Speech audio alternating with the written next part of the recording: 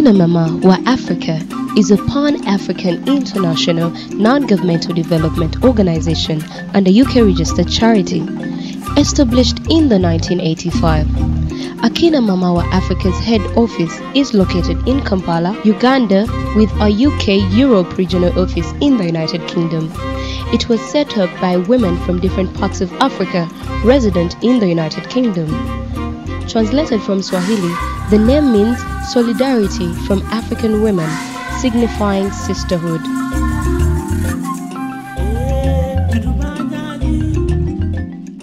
Akina Mama wa Africa's flagship program, the African Women's Leadership Institute, has been in existence since 1997. The program was designed by African women in Akina Mama wa Africa and derived its origin from feminist analysis of the needs of African women on the continent during the post-Beijing conference era. The African Women's Leadership Institute is a regional networking, information and training forum that not only seeks to facilitate African women aged between 25 and 45 to achieve personal empowerment, but also develops the critical thinking on feminist theory and practice.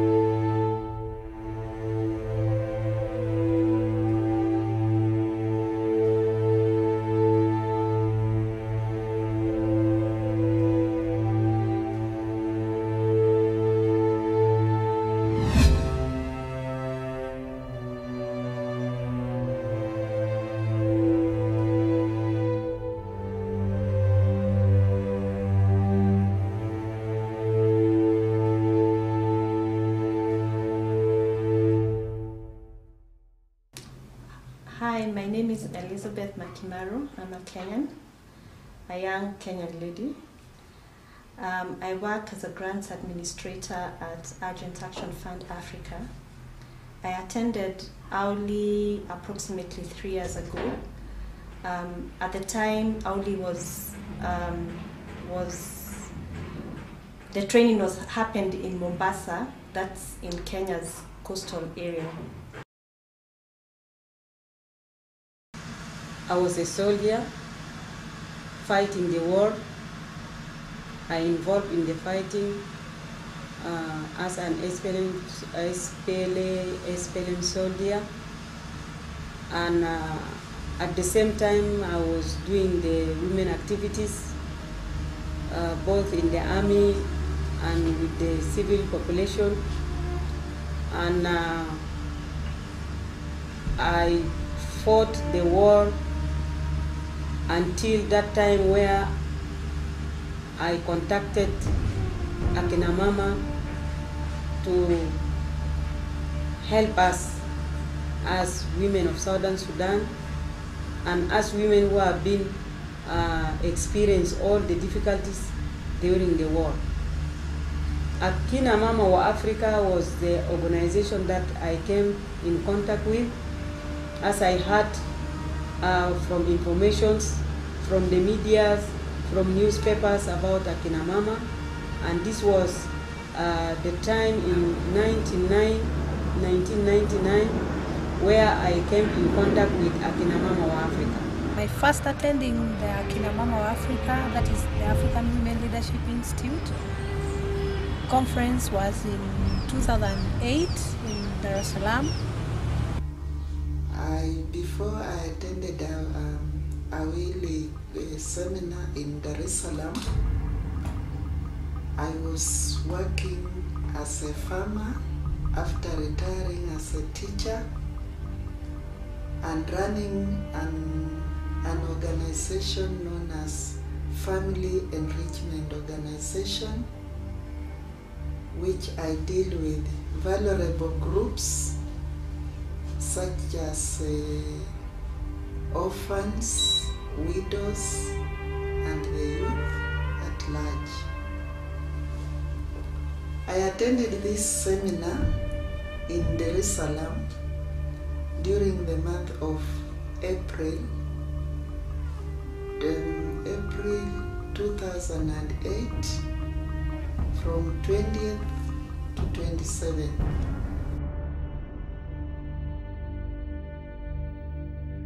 One of my objectives was to be able to know what were like the legal frameworks that guide women's rights work. I also needed to know to learn some leadership skills, to learn some fundraising, advocacy skills, and that was my main focus when I applied. Initially, before I joined Awli, I was not able to speak in public, and I didn't actually know my rights. I applied for that training purposely because at that time I was pursuing a PhD on gender-based violence, and I thought the knowledge from that would help me to enrich my research. At the same time, I had started working towards women's rights, children's rights. When I was doing research, I got interested in many things. Among others, of course, was liberating women and children. I attended it with the purpose of finding out more about feminism and learning about the feminist principles. I really wanted to make a difference in my life, yes, but also understand what is all these feministic ideas about. What defines, the African woman? Is it the way the people view me, or is it about what I want to do as a person? My objective when I was going for the Awli, it was that I have come here to learn, and to learn from the experiences of the other participants, and to hear about what other people have been engaged in relation to addressing or furthering the agenda for empowering women, not just in Kenya but beyond Kenya.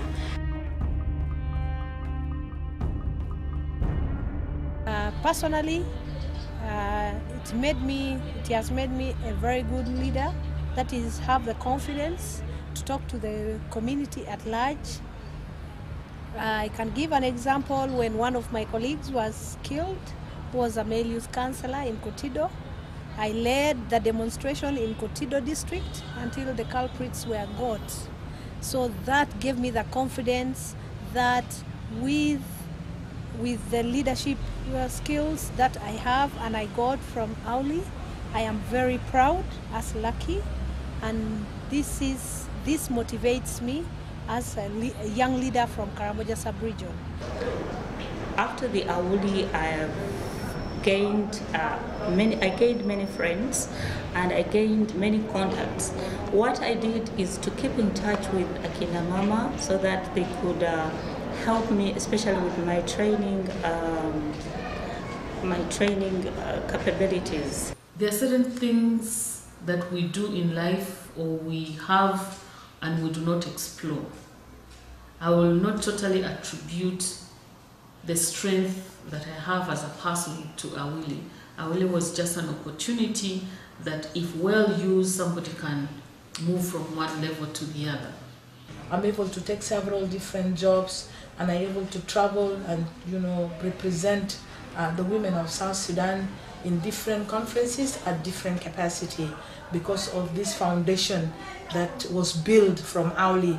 And I think Awli was able to give us the skills that the African woman needed in order for them to be freed from the bondage of traditions and cultures that a woman that says a woman place is supposed to be in kitchen. 2 years later, again I moved to my current employer, and why I moved is because I got an opportunity to develop a girls program and to practice now the skills that I had learned in Awli. So that's what I've been doing the last 2 years. I've had a lot of interaction with women and girls. I've been doing a program on eradication of violence against girls, and I feel very much that most of the things that I learned in Awli are what I am practicing now, and I feel very happy that I've been able to make a difference in lives of girls. But after Awli, I just thank Awli. I'm now able to make very firm decisions. When I know I'm right, I just stick on the decision I have made. I don't listen to the oppositions anymore. Personally, I think a lot has changed in me. One, because right now I feel I'm very outspoken, but I'm someone who speaks out her mind, and my view of how women should behave has changed. Right now it's about, what's my contribution and what can I give back to my people and my community and the nation as a whole, than what people think of me. Because initially I think I was so much into the idea of, how do people view you, what do people think of you if they thought that you were doing this, So I think a lot has changed in me personally. I started an organization in 2009. Immediately I came back from Awli. 2009 I launched an organization called Girls to Leaders Movement / Foundation, which is a new organization aimed at mentoring young women in leadership to help them understand that they are leaders in every area of their lives, be it in the community, in the family, all-round leadership. Right now we formed a circle of friends. We are about 20, all young women from different professional background. We were able to send 2 young women from Somalia to the university, and 2 of them are now in their 2nd year. So I think that is a positive achievement for me, but also for the women in Somalia, because they say educating a boy is educating an individual, but when you educate a woman, you educate an entire society.